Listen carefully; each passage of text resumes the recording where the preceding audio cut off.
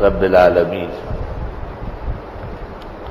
انسانوں کا خوراک اور ہے، جنات کا اور ہے، حیوانات کا اور ہے، جنین جو ماں کے بطن میں ان کا اور ہے، رضیع جو پیدا ہو کے دودھ پیے اس کا اور ہے، سبھی کا اور ہے، طفل کا اور ہے۔ ہر ایک کو اپنی شان کے مطابق خیر الرازقین رزق پہنچاتا ہے۔ والذین هاجروا فی سبیل اللہ ثم قتلوا او ماتوا لیرزقنہم اللہ رزقا حسنا وهو خیر الرازقین۔ بہترین روزی رسا ہے، بہترین روزی رسا ہے۔ کہتے موسیٰ علیہ السلام ایک دفعہ اچانک شوق ہوا کہ اللہ تعالیٰ سے جا کے باتیں کرتا ہو، کوئی طور روانہ ہو گئے، اور حضرت موسیٰ کے کلام مع اللہ کا وقت آتا تو وہ کوئی طور جاتے، وہاں سے اللہ کی آواز آتی تھی اور تو کلام شروع ہو جاتا تھا۔ تو موسیٰ علیہ السلام کو راستے میں خیال آیا کہ یار گھر میں آٹا کھانے کا سامان بال بچوں کے لیے ہوگا یا نہیں، کیونکہ انبیاء امت پر رحیم کریم ہے تو اپنی اولاد کے حق میں تو یقینی بات ہے۔ حق تعالیٰ جو علیم بذات صدور ہے، جب موسیٰ علیہ السلام پہنچے تو حق تعالیٰ نے کہا کہ اے موسیٰ، اور باتوں سے پہلے یہ پتھر کو لاٹھی لگاؤ، یہ ٹوٹ جائے گا۔ پتھر کو مارا، وہ ٹوٹ گیا، ایک اور نکلا، ایک اور نکلا، ایک اور نکلا، آخر میں ایک چھوٹا سا گٹھی نکلی، گٹھی۔ حق تعالیٰ نے کہا اس کو بھی توڑو۔ جب اس کو توڑا تو اس میں ایک کیڑا نکلا، یہ چیز یہ پکے، وَفِي فِيهِ نَبَتٌ طَرِيٌّ، اور اس کے منہ میں ہری گھاس، وَعَلَيْهِ قَطْرَةٌ، یہ قطرہ ابو پرتے، یہ آپ کا کھانا، یہ تھیلی کے اندر آپ کا پانی، کلوا واشربوا۔ موسیٰ علیہ السلام بڑے حیران ہوئے کہ پتھر کے اندر کیڑا ہے۔ حق تعالیٰ نے کہا اے موسیٰ، یہ کچھ کہنا چاہتا ہے۔ حضرت موسیٰ نے کان قریب کیا تو وہ چھوٹی سی کیڑی کہہ رہی ہے سبحان من یرانی ویعرف مکانی ویرزقنی ولا ینسانی۔ پاکی اس بزرگ برتر خدا کے لیے ہے جو مجھے دیکھ رہا ہے، میری یہ جگہ بھی اس کو معلوم ہے اور ہمیشہ روزی دیتا ہے، کبھی بھی مجھے بھوکا پیاسا نہیں چھوڑا۔ حضرت موسیٰ سمجھ گئے کہ وسوسہ قلب پر حق تعالیٰ مطلع ہے اور میری تسلی۔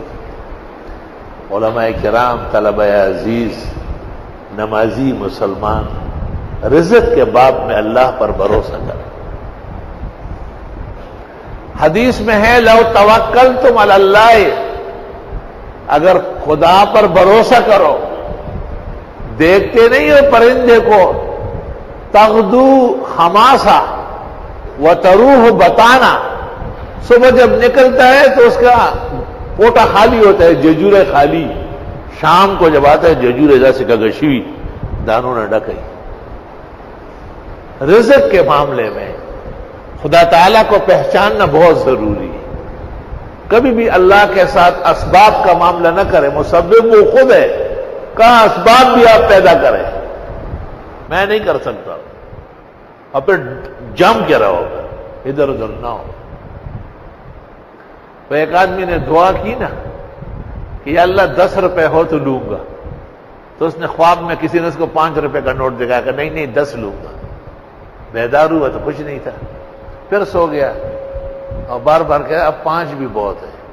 تو کسی نے کہا کہ آپ توکل جانتے ہی نہیں ہیں، توکل اس کے کہتے ہیں کہ جو آپ نے مانگا اس پہ اٹل رہو۔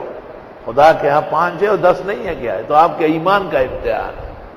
طلباء میں بہت باکمال لوگ میں نے دیکھے اور بالکل ان کا تعاون کرنا آسان نہیں ہے، ایسے سیر طبیعت،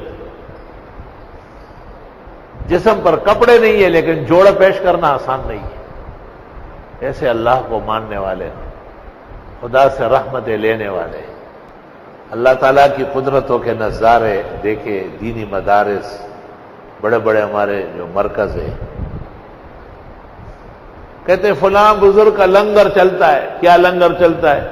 ایسا کھانا دیا جاتا ہے کہ پتہ نہیں کہ یہ کھانا ہے یا کسی لائن کا پانی ہے، اور ہڑبونگ اور دیوانے اور پکڑ دکڑ اور مار دھاڑ، زندہ تابندہ علماء کے ہاں 24 گھنٹے پورا سال ہمہ زندگی لنگر جاری رہتا ہے، خاموش دریا بہتا ہے، اللہ کے احسانات اور مہربانی ہوگا۔ ابن عباس سے منقول ہے، من استعان بغیر اللہ فقد ضل ومن استغنى بغیر اللہ فقد افتقر۔ جس نے خدا کے سوا اوروں سے عزت مانگی ذلیل ہو جائے گا، جس نے خدا کے علاوہ اور کسی سے غنا طلب کیا وہ ہمیشہ کی حاجت مندی میں مبتلا ہو جائے گا، فقد افتقر۔ دیکھیے تفسیر روح المعانی، جب تم ایک اللہ کو مانو گے تو ہر چیز آئے گی، جب تم اس کے تلاش میں نکلو گے ہر چیز رہ جائے گی۔ انشاءاللہ تعالی کبھی بھی آپ بھوکے نہیں ہوں گے، کبھی بھی آپ ضرورت مند نہیں ہوں گے، اللہ تعالیٰ آپ کی ضرورت اور حاجت سے زیادہ عطا فرمائے۔ کچھ امتحانات ہوتے ہیں وہ گزارنے پڑیں، بغیر امتحانات کے تو کام نہیں بنتا۔